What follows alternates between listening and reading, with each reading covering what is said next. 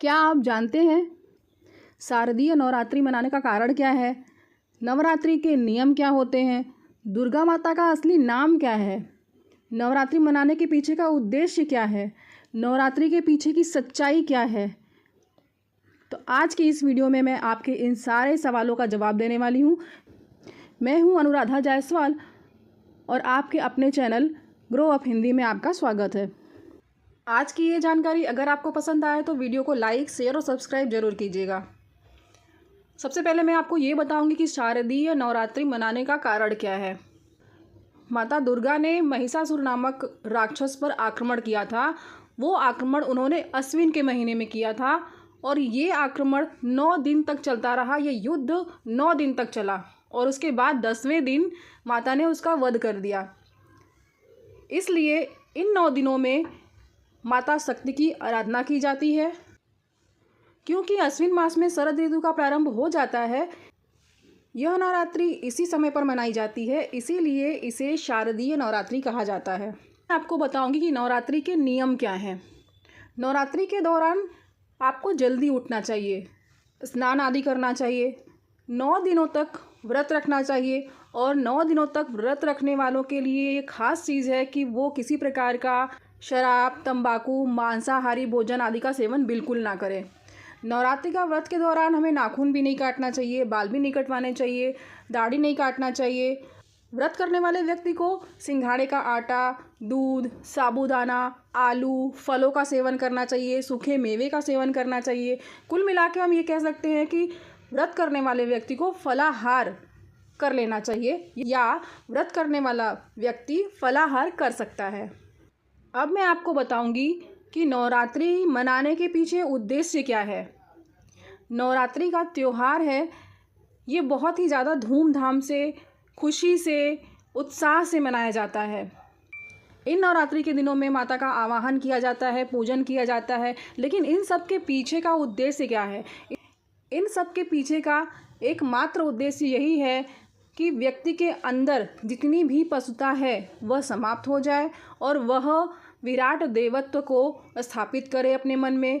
कहने का मतलब ये है कि व्यक्ति के अंदर जितनी भी बुराइयां हैं वो समाप्त हो जाए और अच्छे विचार और अच्छी सोच के साथ मनुष्य का या मानव का पुनर्निर्माण हो। भारतीय अपने गृहस्थ जीवन में शक्ति की पूजन करते हैं। शक्ति का पूजन करने का कारण है कि व्यक्ति अपने व्यक्तित्व को निखारे, जो भी बुराइयां हैं उसको नष्ट करे, जो भी अच्छाइयां हैं उसको वो अपनाए, आध्यात्मिक चेतना को जागृत करे। इन सब चीज़ों का एक विशाल संकल्प है ये नवरात्रि। माँ दुर्गा की पूजन करने से हमारे समाज में स्त्रियों को माता का दर्जा दिया गया है, स्त्रियों को देवी का दर्जा दिया गया है और उन्हें पूजनीय भी माना गया है। अब मैं आपको बताऊंगी कि नवरात्रि के पीछे की सच्चाई क्या है। नवरात्रि का पर्व 9 दिनों तक मनाया जाता है और 10वें दिन विजयादशमी होती है।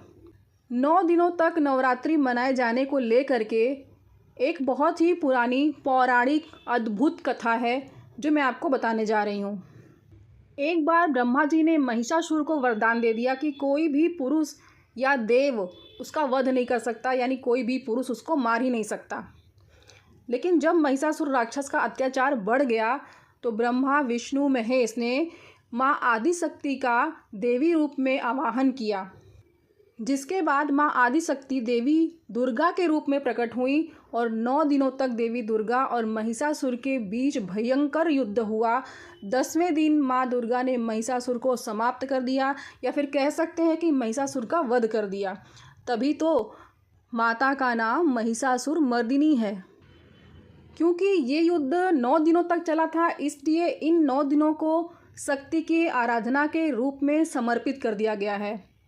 ऐसा माना जाता है कि महिषासुर से युद्ध करने के दौरान माता ने 9 रूप धारण किए थे, अलग अलग 9 रूप धारण किए थे। इसीलिए नवरात्रि के 9 दिनों में माता के अलग अलग रूपों की पूजा की जाती है। और अब मैं आपको बताऊंगी कि माता दुर्गा का असली नाम क्या है।